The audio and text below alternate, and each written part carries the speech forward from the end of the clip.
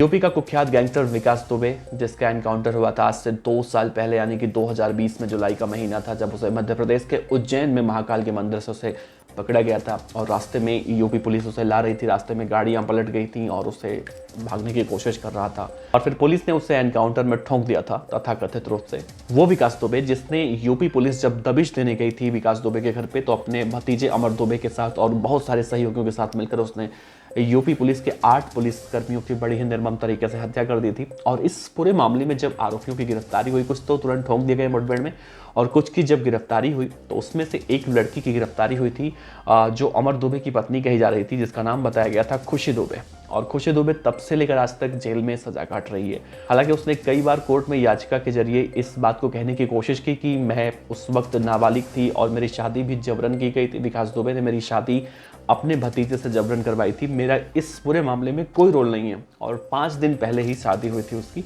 अमर दुबे के साथ और उसका इस पूरे मामले में कोई रोल नहीं। हालांकि उसकी कोई सुनवाई नहीं हुई और आज करीब 2-2.5 साल बाद उसे सुप्रीम कोर्ट से जमानत मिल गई। सुप्रीम कोर्ट ने आज खुशी दुबे को जमानत दे दी और उत्तर प्रदेश सरकार ने ये मांग की थी कि अगर उसे जमानत मिलती है तो कम से कम उसे कानपुर जाने से रोकना चाहिए, उसे कानपुर जाने की इजाज़त नहीं मिलनी चाहिए। तो हालांकि सुप्रीम कोर्ट ने ऐसा कुछ नहीं कहा। सुप्रीम कोर्ट ने यही कहा है कि जब इस पूरे मामले में मुकदमा चल रहा है, शुरुआत हो चुकी है, तो अब जेल में रखने का कोई मतलब नहीं बनता है। तो खुशी दुबे को एक शर्त के हिसाब से जमानत दी गई है और ये कहा गया है कि खुशी दुबे कानपुर जाए या कहीं जाए, लेकिन संबंधित थाने में उनको जाकर हाजिरी लगानी होगी। यानी खुशी दुबे ये मत सोचें कि उन्हें जमानत मिल गई है तो इस पूरे मामले से उन्हें मुक्ति मिल जाएगी।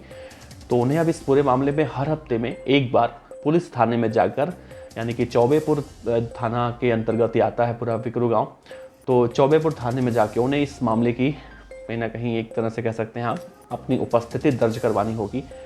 तो खैर देखना है होगा कि अभी तो जमानत मिली है सुप्रीम कोर्ट से, तो खुशी दुबे बाहर कब आती हैं। लेकिन देखा जा रहा है कि इस पूरे मामले में जो यूपी सरकार के वकील हैं वो इस आदेश का विरोध करते हुए दिखाई दे रहे हैं और उनका कहना है कि खुशी दुबे इस पूरे मामले में जमानत पर बाहर आने के बाद एक गैंग खड़ी कर सकती है और इसके जमानत का विरोध वो कर रहे हैं। लेकिन सुप्रीम कोर्ट ने भी फिलहाल इस पूरे मामले में और कुछ नहीं कहा।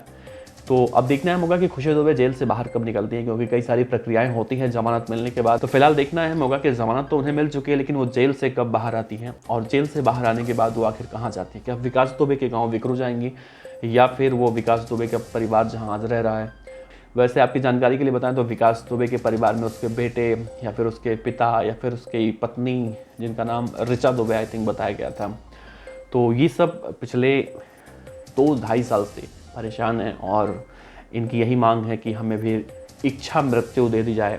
कई बार ये बयान निकल कर सामने आ चुका है। विकास दुबे की पत्नी के खिलाफ भी केस पूरा चल रहा है।